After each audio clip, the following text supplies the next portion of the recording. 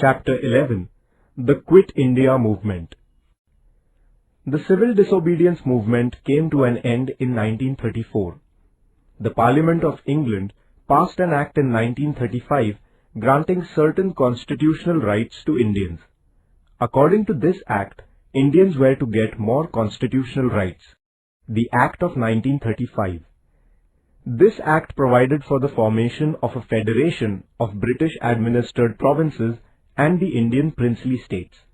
Accordingly, the working of the British-administered provinces was to be transferred to the Indian representatives.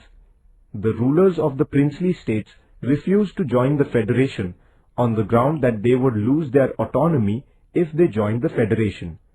As a result, the federal scheme in the act did not come to fruition.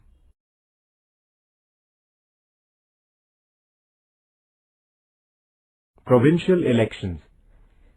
The Indian National Congress was not satisfied with the Act of 1935. Still, the Congress decided to take part in the provincial elections that were to be held under this Act. The elections were held in 11 provinces in the country in 1937. The Congress ministries came to power in 8 of the provinces. In the remaining 3 provinces, no single party could secure a majority, and therefore mixed governments were formed. The Congress ministries did useful and constructive work for the people. Political prisoners were released from jails. Basic education was introduced. Measures were undertaken to improve the condition of the Dalits. Liquor was prohibited. An act was passed giving debt relief to peasants.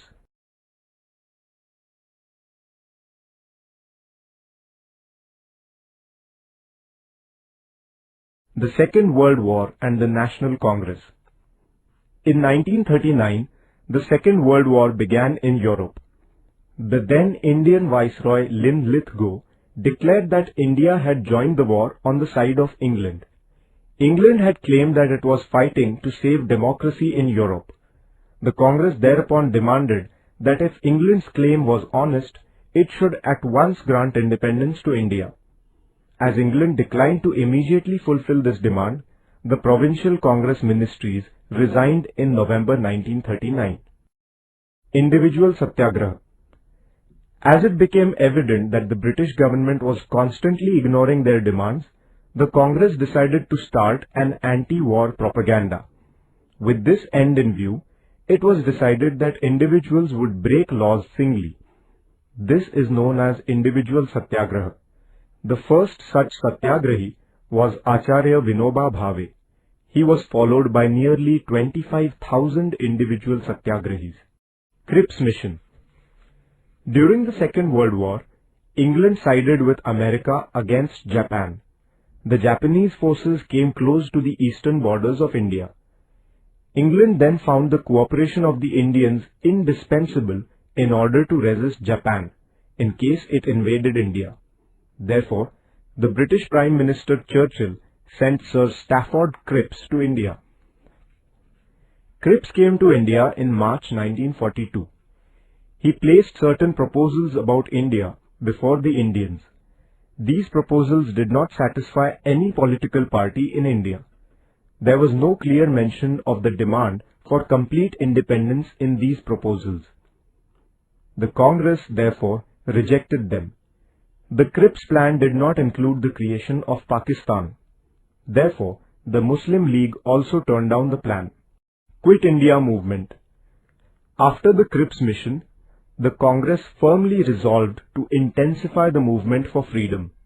The Working Committee of the Congress passed a resolution on 14 July 1942 at Wardha. The resolution demanded that the British rule in India be ended immediately, giving India independence. A warning was also issued that if the demand was not met with, the Congress would launch a non-violent struggle for India's independence. Quit India Resolution.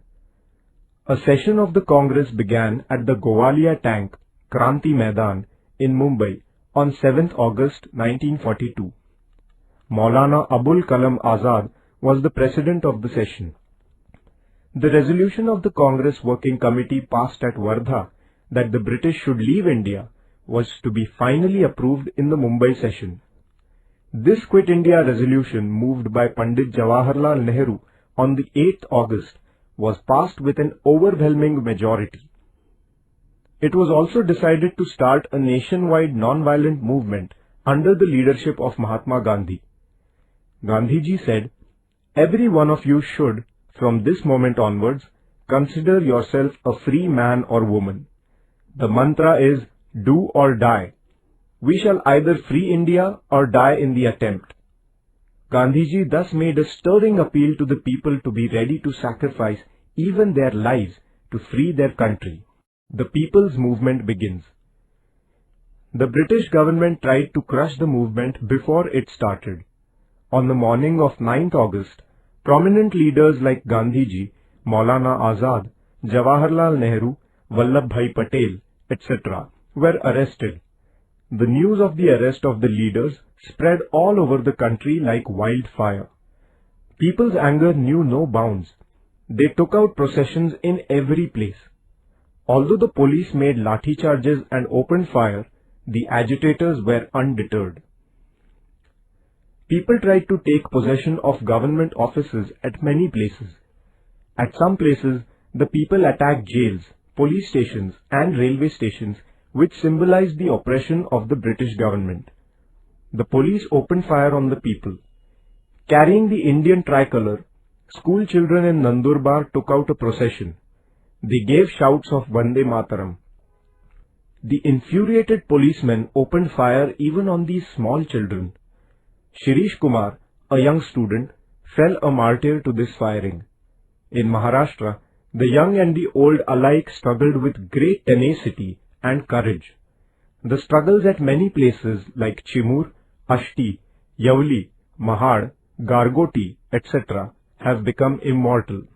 Underground movement. Towards the end of 1942, people's movement took a new turn.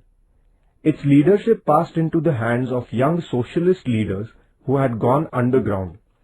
Jai Prakash Narayan, Dr. Ram Manohar Lohia, Chotu Bhai Puranik, Achyut Rao Patwardhan, Aruna Asaf Ali, Yusuf Meher Ali, Sucheta Kriplani, S.M. Joshi, Shirubhau Limaye, N.G. Gore, Yashwantrao Chavan, Maganlal Bagdi and others were at the forefront of the movement.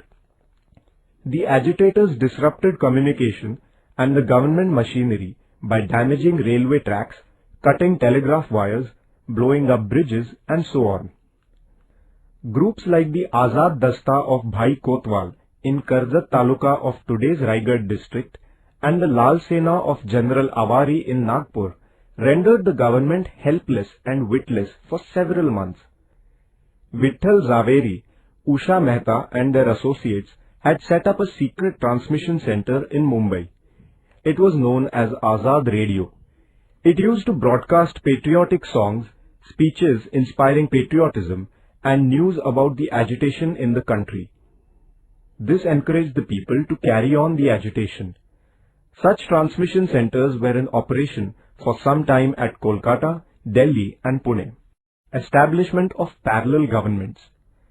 People drove away the British officers from the districts of Midnapur in Bengal, Balia and Azamgarh in Uttar Pradesh, and Bhagalpur and Purnia in Bihar, and then established parallel governments there. Kranti Singh Nana Patil established a parallel government in the district of Satara. He was a source of inspiration for the people. With the help of his associates, he ended the British administration there and established a people's government. This government looked after such works as collecting taxes, maintaining law and order, punishing the criminals and so on. This government appointed people's courts which dispensed justice. The people too accepted the verdicts of these courts. To inculcate the love for their nation in the minds of the children, various organizations like the Rashtra Seva Dal, Azad Sena, Tufan Sena were formed. This government also undertook constructive work such as opposing the tyranny of money lenders, prohibition of liquor, propagation of literacy and opposition to caste distinctions. That is why this parallel government won the wholehearted support of the people. Nature of the August Revolution. The People's Movement of 1942 had fired up all parts of the country. Millions of Indians made great sacrifices for achieving the goal of independence. Many sacrificed their lives. The number of people participating in the struggle was so great that even all the prisons in the whole of the country were not enough to contain them. The patriotic songs composed by Sane Guruji, Rashtrasant Tukadoji Maharaj and others enthused the agitators further. This nationwide movement is also known as the August Revolution.